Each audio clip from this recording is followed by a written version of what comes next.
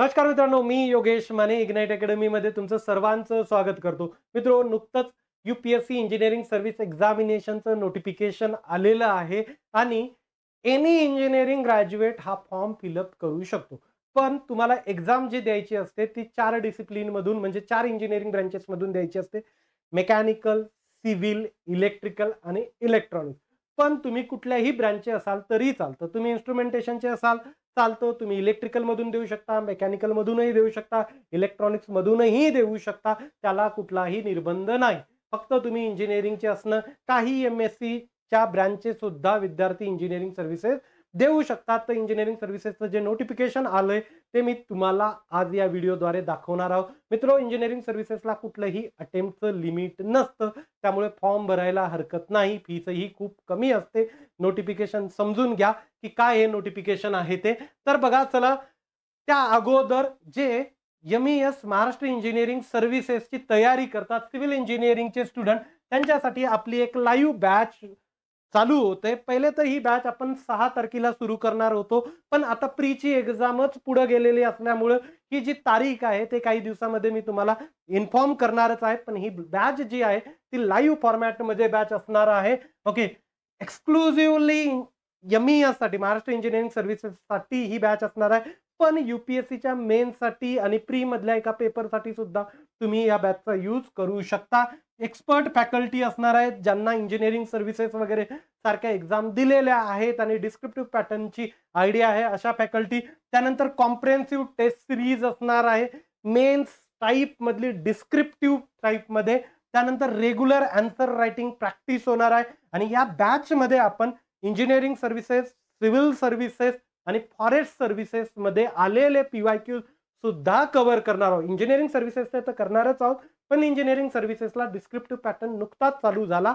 तर मागच्या 15-20 वर्षामध्ये forest services, civil services, engineering services मध्ये आलेले पीवायक्यू जे आहे डिस्क्रिप्टिव्ह क्वेश्चन आहे ते तुमच्यासाठी आपण घेणार आहोत. तर चला बघू की ही ऍडव्हर्टाइजमेंट कशाची आहे. तर union public service commission, UPSC engineering service commission, sorry engineering services, right. आता लास्ट डेट ऍप्लिकेशनची कधी आहे तर 16/10/2025 म्हणजे 16 ऑक्टोबरला आहे, राईट. तुम्हाला यूपीएससीच्या वेबसाईटवर जाऊन फॉर्म फिलअप करायचा असणार आहे, राईट. चलो आगे चले. आता बघा, नोटिफिकेशन रिलीज कधी झालं तर 26 सप्टेंबरला झालं. ईएससीचं ऍप्लिकेशन स्टार्ट कधी होणार आहे तर 26 सप्टेंबर पासूनच, राईट. एंड डेट कधी आहे तर 16 ऑक्टोबर असणार आहे. आणि प्रिलिमची डेट यांनी डिक्लेअर केलेली आहे 8 फेब्रुवारीला, जो की संडे आहे, राईट. मेन्सची डेट हे नंतर सांगणार आहे. त्याचसोबत बघा की एज्युकेशनल क्वालिफिकेशन काय लागतं. सिंपल यांनी केलेलं आहे की कुठलीही डिग्री असो इंजिनिअरिंगची तुम्हाला चालते. काही एमएससी वाले सुद्धा याला फॉर्म फिलअप करू शकतात. फक्त रेकॉग्नाइज युनिव्हर्सिटी मधून पाहिजे, एआयसीटी किंवा यूजीसी अप्रूव्ड विद्यापीठातून तुमची इंजिनिअरिंगची डिग्री असणं आवश्यक आहे. ओके, एज लिमिट काय असणार आहे तर मिनिमम 21 वर्ष आणि मॅक्झिमम 30 वर्ष. एज रिलॅक्सेशन असणार आहेत. ओके, एससी एसटी साठी 5 वर्ष, ओबीसी साठी 3 वर्ष, फिजिकली हँडिकॅप साठी 10 वर्ष. ओके, हे तुमचे एज रिलॅक्शन आहेत सेंट्रल गव्हर्नमेंटचे. त्यानंतर अप्लाय कसं करायचं तर बघा, व्हिजिट ऑफिशियल यूपीएससीच्या साईटवर जा. पहिले तुम्हाला रजिस्ट्रेशन करावं लागतं. कंप्लीट युअर रजिस्ट्रेशन कंप्लीट केलं की स्टेज 1 झाली. स्टेज 2 ला ते लॉग इन क्रेडेन्शियल यूज करून तुम्ही लॉग इन करायचं आणि ऍप्लिकेशन फॉर्म फिलअप करायचा. सिंपल आहे, खूपच सिंपल आहे, राईट. फीस ही खूपच कमी आहे, राईट. टीसीएस आयबीपीएस ने यांच्याकडून शिकायला पाहिजे. फीस किती आहे? फक्त 200 रुपये. ओबीसी आणि जनरल कॅटेगरीसाठी, एसटी एसटी, फिजिकली हँडिकॅप आणि मुलींसाठी 0 रुपये फीस आहे मित्रो, 0 रुपये फीस. त्यामुळे फॉर्म भरायला हरकत काय आहे. सेंटर महाराष्ट्रामध्ये मुंबई आणि नागपूर हे 2 सेंटर असणार आहेत, राईट. तर फॉर्म फिलअप करू शकता. महाराष्ट्रामध्येच तुमची एक्झाम नक्की होईल, राईट. स्टेजेस काय आहेत एक्झामच्या तर प्रिलिमिनरी होते 500 मार्काची, ज्याच्यामध्ये पहिला पेपर राहतो general studies and engineering aptitude, जो की 200 मार्काचा असतो. जनरल स्टडीज आणि इंजिनिअरिंग ऍप्टिट्यूड किती मार्काचा असते?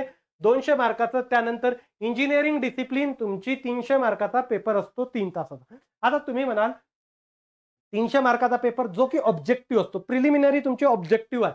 आता जनरल स्टडीज मध्ये कुठले कुठले विषय आहे तर मॅथ्स आहे, ॲप्टिट्यूड आहे, त्यानंतर तुमचं ग्राफिक्स आहे, त्यानंतर एन्व्हायरमेंट आहे, करंट अफेअर आहे. असे 10 सब्जेक्ट जनरल स्टडीजमध्ये आहे. वाटल्यास तुम्ही त्याच्यावर कमेंट कराल तुम्ही, तर मी त्याच्यावर सेपरेट व्हिडिओ पण घेऊन येतो. हे तुमची इंजिनिअरिंगचा ऑब्जेक्टिव्हचा पेपर राहतो 300 मार्काचा, 150 क्वेश्चन्स असतात.